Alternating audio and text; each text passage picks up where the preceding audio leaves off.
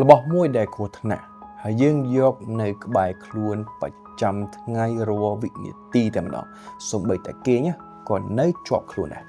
នោះគឺទូរស័ព្ទគ្រោះថ្នាក់ហើយបានថាគ្រោះថ្នាក់ពីព្រោះយើងឃើញថាការចែករំលែកព័ត៌មានឥឡូវច្រើនមែនតើបាទមិនថាមិនឲ្យមើលទេប៉ុន្តែព័ត៌មានខ្លះអាចធ្វើឲ្យអារម្មណ៍របស់យើង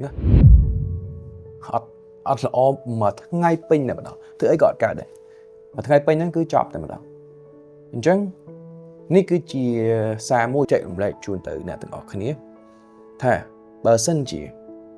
អ្នកទាំងអស់គ្នាងាយនឹងទទួលរងអារម្មណ៍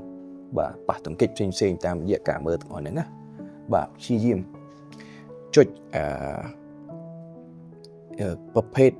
មាតិកាណាដែលអ្នកទាំងអស់គ្នាអត់ចូលចិត្តដាក់ not interested ឬក៏កុំ follow ទាំងអស់ហ្នឹងបាទ not interested យូរទៅប្រព័ន្ធមាតិកាទាំងអស់ហ្នឹងគឺនឹងយល់ពីអ្នកទាំងអស់គ្នាហើយរកតែរឿងល្អសប្បាយជូនអ្នកទាំងអស់គ្នាបែបនេះទើបអារម្មណ៍របស់យើងស្រស់ថ្លាពេញមួយថ្ងៃហើយយកទូរស័ព្ទហ្នឹងទៅជារបស់ជំនួយយើងឲ្យរីករាយវិញ